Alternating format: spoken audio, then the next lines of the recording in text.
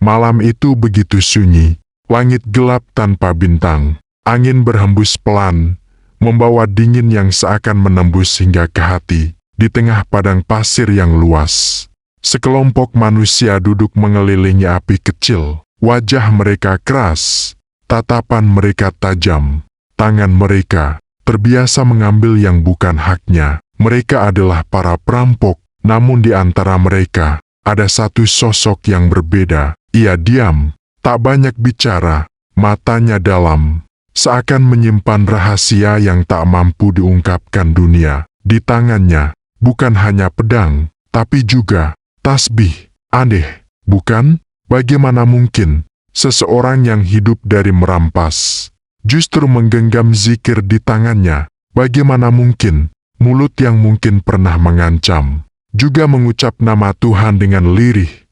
Inilah misteri hati manusia. Kadang yang terlihat paling gelap justru menyimpan secercah cahaya yang belum padam. Ia tertawa bersama para perampok, namun diam-diam ia menangis dalam sujudnya. Ia membagi hasil rampasan, namun hatinya terasa kosong dan hampa, seolah ada sesuatu yang hilang, sesuatu yang tidak bisa dibeli, tidak bisa dirampas, dan tidak bisa dipaksakan, yaitu ketenangan. Malam demi malam berlalu, dosa demi dosa menumpuk, dan tanpa disadari, hatinya mulai lelah. Lelah berpura-pura kuat, lelah menutupi luka yang semakin dalam, karena sejatinya tidak ada manusia yang benar-benar nyaman dalam dosa. Ada suara kecil di dalam dirinya yang terus berbisik, "Apakah ini hidup yang kau inginkan?" Namun suara itu sering ia abaikan.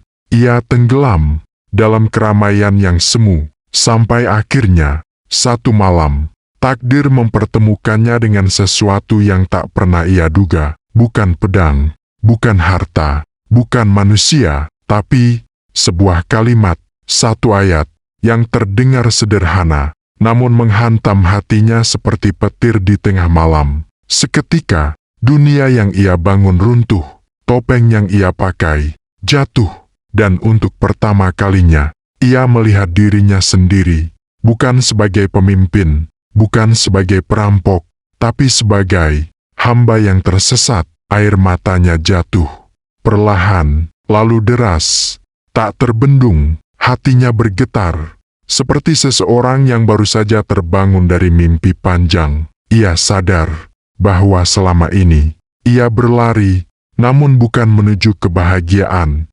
melainkan menjauh dari Tuhannya. Dan di titik itulah, di saat hatinya paling gelap, di saat dosanya terasa begitu berat, cahaya itu datang. Bukan karena ia pantas, tapi karena Tuhan tidak pernah menutup pintunya. Malam itu bukan sekadar malam biasa, itu adalah awal dari perjalanan yang akan mengubah segalanya, dari seorang pendosa menjadi seorang yang dicintai langit, dari tangan yang penuh dosa menjadi tangan yang dipenuhi doa. Dan mungkin tanpa kita sadari, kisah ini bukan hanya tentang dirinya, tapi tentang kita, tentang hati yang kadang jauh, namun diam-diam merindukan jalan pulang, karena sesungguhnya, tak peduli seberapa jauh kita tersesat, selalu ada satu momen, satu panggilan, yang akan membawa kita kembali, jika kita mau mendengarnya. Namun sejak malam itu, kisah tentang dirinya belum selesai. Ia tetap berdiri di tempat yang sama, di tengah dunia yang keras, penuh tipu daya, dan tanpa ampun. Ia masih menjadi pemimpin, seorang yang ditakuti, disegani, dan ditaati tanpa bantahan. Setiap rencana perampokan berawal dari isyarat tangannya. Setiap hasil rampasan berakhir di hadapannya. Tak ada yang berani melawan, tak ada yang berani membangkang. Namun anehnya, di balik semua itu, ia bukanlah sosok yang sepenuhnya gelap. Ada sesuatu dalam dirinya yang berbeda dari yang lain. Ketika kafilah berhasil dihentikan dan harta mulai dikumpulkan, ia tidak serta-merta mengambil semuanya. Tangannya memilih, matanya menilai, dan hatinya masih berbicara. Jika ia melihat seorang wanita, ia akan berpaling. Tak satu pun harta wanita disentuhnya, seolah ada rasa hormat yang tersisa dalam jiwanya. Jika ia menemukan orang miskin, ia akan menahan tangannya. Bahkan, terkadang ia justru meninggalkan sebagian harta untuk mereka, sebuah tindakan yang sulit dimengerti. Bagi seorang perampok, teman-temannya sering bertanya dalam diam, mengapa pemimpin mereka bersikap seperti itu? Namun tak ada yang berani mengucapkannya, karena di mata mereka, ia tetaplah pemimpin yang tak tergoyahkan. Setiap malam, harta hasil rampasan dibawa kepadanya. Ia mengambil bagian secukupnya, lalu membagikan sisanya kepada kelompoknya. Tak pernah serakah, tak pernah tamak, seolah ia hanya menjalankan peran, tanpa benar-benar mencintainya. Dan di saat semua orang tertawa, merayakan hasil kejahatan, ia sering memilih diam, matanya menerawang jauh, seakan mencari sesuatu yang hilang, sesuatu yang tak bisa ditemukan, di antara emas dan perak, di antara sorak tawa dan kemenangan semu. Karena jauh di dalam hatinya, ada ruang yang kosong, ruang yang tak bisa diisi oleh dunia. Kadang, di saat malam semakin larut, dan semua terlelap, ia terbangun, bukan untuk merencanakan kejahatan, tapi untuk sesuatu yang tak pernah diketahui oleh siapapun. Ia berdiri dalam kesunyian, mengangkat tangannya, dan berbicara kepada Tuhannya dengan suara lirih, dengan hati yang rapuh, dengan air mata yang jatuh, tanpa suara. Di saat itulah, tak ada yang melihatnya sebagai pemimpin perampok, tak ada yang mengenalnya sebagai penjahat. Ia hanyalah seorang hamba yang sedang mencari jalan pulang. Betapa anehnya manusia. Di siang hari, ia bisa menjadi seseorang yang ditakuti. Namun di malam hari, ia bisa menjadi jiwa yang paling lemah. Memohon, mengakui, dan berharap agar dosa-dosanya diampuni. Seolah ada dua dunia dalam dirinya. Satu dunia yang gelap, dan satu dunia yang penuh cahaya. Dan keduanya terus bertarung, hari demi hari. Pertarungan itu semakin terasa, setiap langkah yang ia ambil, seolah diiringi bisikan. Setiap keputusan yang ia buat, seakan ditimbang oleh hatinya sendiri. Namun ia belum mampu berhenti, belum mampu melepaskan semuanya, karena dunia yang ia jalani terlalu kuat menariknya kembali. Meski begitu, cahaya kecil itu belum padam. Ia masih ada, bersembunyi di balik kerasnya kehidupan, menunggu saat yang tepat untuk menyala lebih terang. Dan mungkin tanpa disadari olehnya, setiap kebaikan kecil yang ia lakukan adalah tanda bahwa hatinya belum mati, bahwa masih ada harapan untuk berubah, untuk kembali, untuk menjadi sesuatu yang jauh lebih indah daripada masa lalunya. Dan saat itu tiba, dunia akan menyaksikan bagaimana seorang yang hidup dalam gelap bisa menjadi cahaya bagi banyak orang. Dan dari sisa cahaya kecil itulah, sebuah peristiwa tak terduga terjadi. Suatu hari, sebuah kafilah besar melintasi wilayah mereka. Debu berterbangan, langkah unta terdengar berat. Orang-orang berjalan dengan hati waspada. Kabar tentang kelompok perampok itu telah lebih dulu sampai ke telinga mereka. Di antara rombongan itu, ada seorang lelaki. Ia menggenggam erat sebuah kantong kecil. Di dalamnya, tersimpan harta yang sangat berharga, 10.000 dirham. Bukan sekadar uang, tapi harapan, dan mungkin seluruh hidupnya. Hatinya gelisah, matanya mencari tempat aman. Ia tahu, jika ia tetap bersama rombongan, harta itu bisa lenyap dalam sekejap.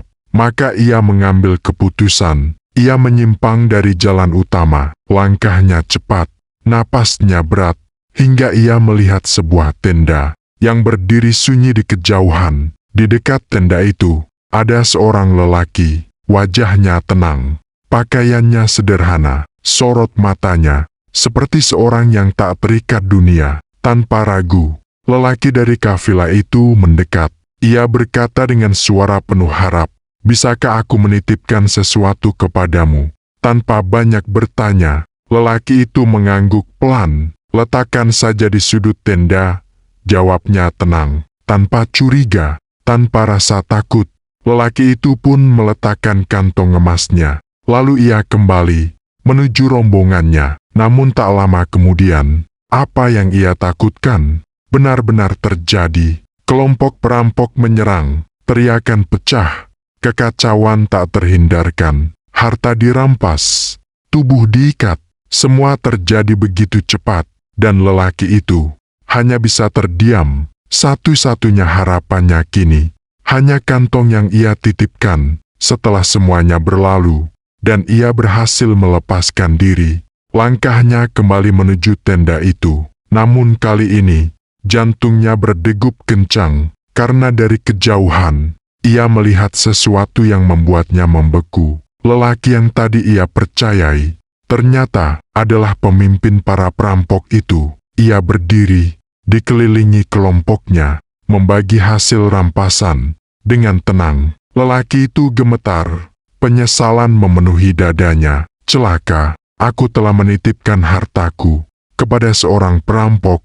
Langkahnya ragu, hatinya pun hancur. Namun sebelum ia sempat berbalik, sebuah suara memanggilnya, tenang, namun tegas, ambillah barangmu, dan pergilah. Ia terdiam, tak percaya dengan apa yang ia dengar. Perlahan, ia mendekat, tangannya gemetar. Saat membuka tempat ia menitipkan hartanya, dan kantong itu masih utuh, tak berkurang sedikit pun. Air matanya jatuh, bukan karena kehilangan, tapi karena keheranan. Karena di tengah dunia yang penuh pengkhianatan, ia menemukan kejujuran. Teman-teman perampok itu pun heran. Dari seluruh harta yang kita rampas, kita tidak mendapatkan 1 dirham pun dalam bentuk tunai. Lalu mengapa engkau kembalikan 10.000 dirham itu? Pemimpin mereka hanya terdiam sejenak, matanya dalam. Lalu ia berkata pelan, ia telah percaya kepadaku. Suasana hening. Kata-kata itu sederhana, namun terasa berat. Aku ingin Allah juga percaya pada taubatku. Seolah waktu berhenti, angin pun ikut diam. Karena di balik kalimat itu, ada hati yang sedang berjuang. Berjuang antara dosa dan harapan. Berjuang antara masa lalu dan masa depan. Satu kejujuran kecil di tengah lautan kesalahan ternyata mampu mengguncang langit. Karena kejujuran itu bukan hanya tentang manusia, tapi tentang hubungan antara seorang hamba dan Tuhannya. Dan mungkin disitulah kita belajar bahwa sekecil apapun kebaikan, jika dilakukan dengan hati yang tulus, ia tidak akan pernah sia-sia. Ia akan menjadi jalan menuju cahaya yang selama ini kita cari. Dan sejak kejadian itu, sesuatu di dalam dirinya tak lagi sama. Langkahnya masih berjalan di jalan yang lama, namun hatinya mulai ragu. Setiap malam, ia duduk bersama kelompoknya. Tawa mereka pecah, harta dibagi, dunia terasa dalam genggaman. Namun di dalam dadanya, ada suara yang tak bisa dibungkam. Suara yang lembut, namun terus mengusik. Apakah ini benar? Ia mencoba mengabaikan, menutupinya dengan kesibukan,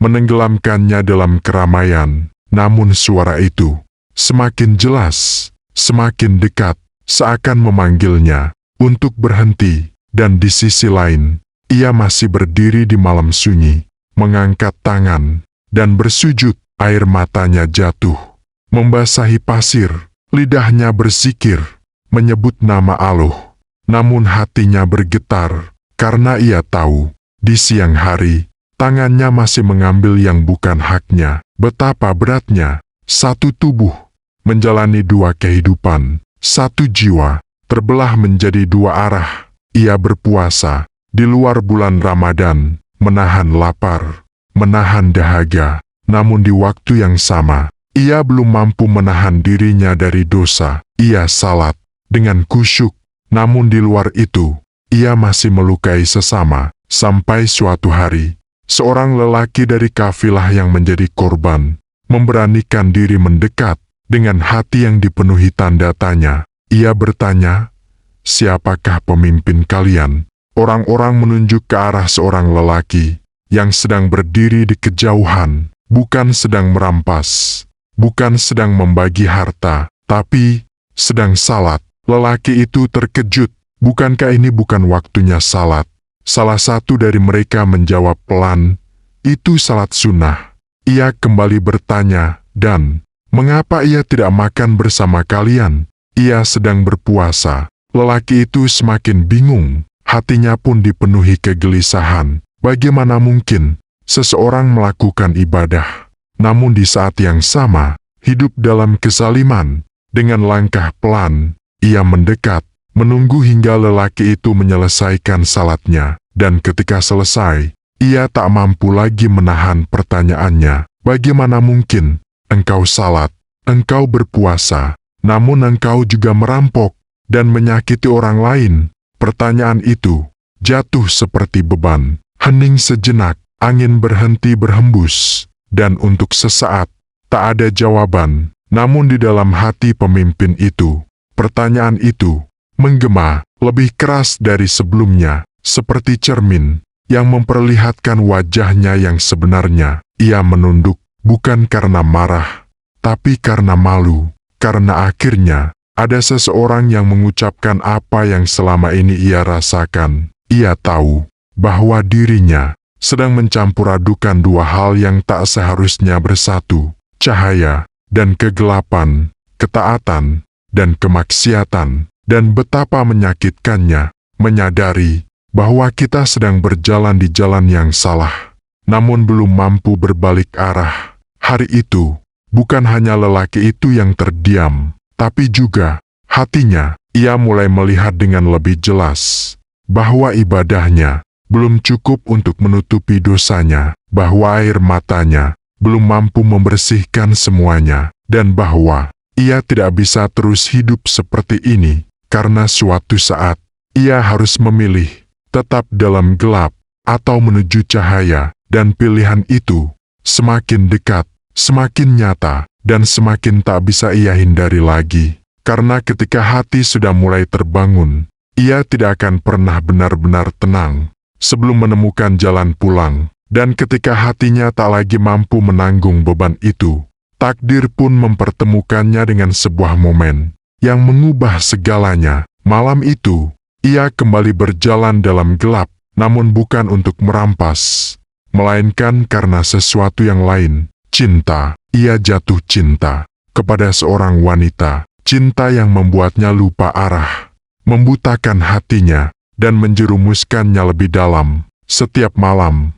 ia mendatangi rumah wanita itu, memanjat dindingnya, tanpa peduli dingin, tanpa peduli bahaya. Hujan tak ia hiraukan, angin tak ia rasakan. Yang ia kejar hanyalah pertemuan. Namun di balik itu semua, ada sesuatu yang lebih dalam. Ia mencari ketenangan yang tak pernah ia temukan. Dan malam itu, saat ia kembali memanjat, dengan napas yang tersengal dan hati yang penuh harap, tiba-tiba, sebuah suara terdengar. Bukan suara biasa, bukan suara manusia yang memanggilnya, namun suara yang langsung menyentuh jiwanya. Dari kejauhan, sebuah kafilah sedang melintas. Di antara mereka, ada seseorang yang membaca ayat suci Al-Quran, dan ayat itu menggema di tengah malam. Belum tibakah saatnya bagi orang-orang yang beriman untuk tunduk hatinya mengingat Allah?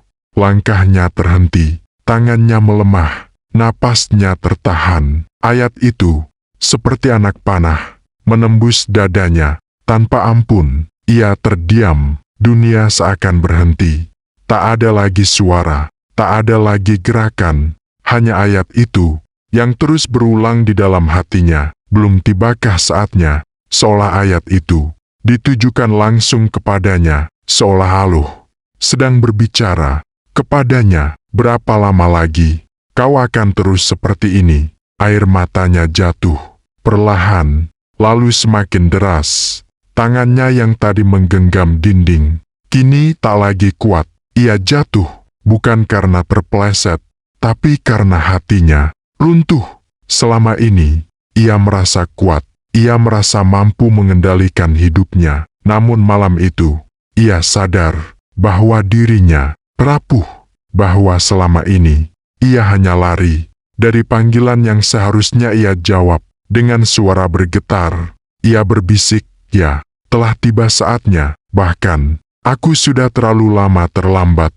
Tangisnya pecah, bukan tangis biasa, tapi tangis penyesalan, tangis kesadaran, tangis seorang hamba yang akhirnya melihat dirinya sendiri. Ia tak lagi memikirkan wanita itu, tak lagi memikirkan dunia. Yang ia rasakan hanyalah rasa malu, malu kepada Tuhannya, malu karena selama ini ia hidup jauh. Padahal pintu selalu terbuka. Ia bangkit, namun kali ini bukan sebagai perampok, bukan sebagai pemimpin, tapi sebagai seorang yang ingin kembali. Langkahnya goyah, hatinya pun gemetar. Ia berjalan tanpa arah yang pasti, namun untuk pertama kalinya, ia tahu kemana harus menuju. Ia mendengar sekelompok orang berkata, "Jangan berangkat sekarang. Perampok itu pasti menghadang." Kata-kata itu menusuknya, namun kali ini, ia tidak marah. Ia tidak tersinggung. Ia justru menangis lebih keras, karena ia sadar, itulah dirinya. Ia adalah ancaman. Ia adalah ketakutan bagi orang lain. Dengan suara yang penuh harap, ia berseru, "Bergembiralah, perampok itu telah bertaubat." Malam itu, langit menjadi saksi bahwa seorang pendosa telah memilih untuk kembali, dan sejak saat itu, setiap langkahnya dipenuhi air mata, setiap harinya dipenuhi penyesalan. Namun di balik semua itu, ada ketenangan yang perlahan mulai tumbuh, karena sesungguhnya satu ayat yang menyentuh hati dengan tulus mampu mengubah seluruh hidup seseorang. Dan malam itu, bukan hanya hidupnya yang berubah, tapi juga takdirnya. Dan setelah ia memilih untuk kembali, perjalanan itu ternyata belum selesai. Taubat bukan akhir, ia adalah awal dari ujian yang sesungguhnya. Hari-hari berlalu, ia meninggalkan kehidupan lamanya, meninggalkan teman-temannya, meninggalkan dunia yang pernah ia kuasai. Namun satu persatu, masa lalu itu datang kembali, bukan untuk menyapanya, tapi untuk mengujinya. Ia mendatangi orang-orang yang pernah bersamanya, dengan wajah yang berbeda, dengan hati yang telah berubah. Ia berkata dengan penuh kerendahan, "Bebaskan aku dari janji setia itu." Satu persatu, mereka melepaskannya, namun tidak semuanya. Ada satu orang yang menolak, seorang lelaki yang hatinya masih keras. Ia memandangnya dengan sinis, seolah tak percaya bahwa seorang perampok bisa benar-benar berubah. Dengan nada meremehkan, ia berkata, "Jika engkau ingin bebas, ratakan bukit pasir itu." Ia menunjuk ke arah sebuah bukit, tinggi, luas, hampir mustahil untuk dipindahkan. Bagi manusia biasa, itu adalah tugas yang tak masuk akal. Namun ia tidak membantah, tidak marah, tidak tersinggung. Ia hanya menunduk dan menerima, karena ia tahu, taubat bukan tentang pembelaan, tapi tentang pembuktian. Hari itu, ia mulai mencangkul, pasir demi pasir, sedikit demi sedikit, di bawah terik matahari yang membakar kulit, di tengah kelelahan yang menguras tenaga. Namun ia terus melanjutkan. Tangannya luka, tubuhnya lemah, namun hatinya tetap kuat, karena yang ia cari bukan sekadar kebebasan dari manusia, tapi keridhaan dari Tuhannya. Malam datang, ia masih bekerja. Pagi datang, ia belum berhenti. Hari demi hari, ia habiskan hanya untuk satu hal, meratakan bukit itu. Dan di setiap ayunan cangkulnya, ada doa. Di setiap tetes keringatnya, ada harapan. Ya Allah, jika ini bukti taubatku, maka kuatkanlah aku. Hingga suatu pagi, saat tubuhnya hampir tak mampu berdiri, saat napasnya terasa berat, dan harapannya hampir padam, tiba-tiba, angin bertiup, awalnya pelan, lalu semakin kencang, semakin kuat.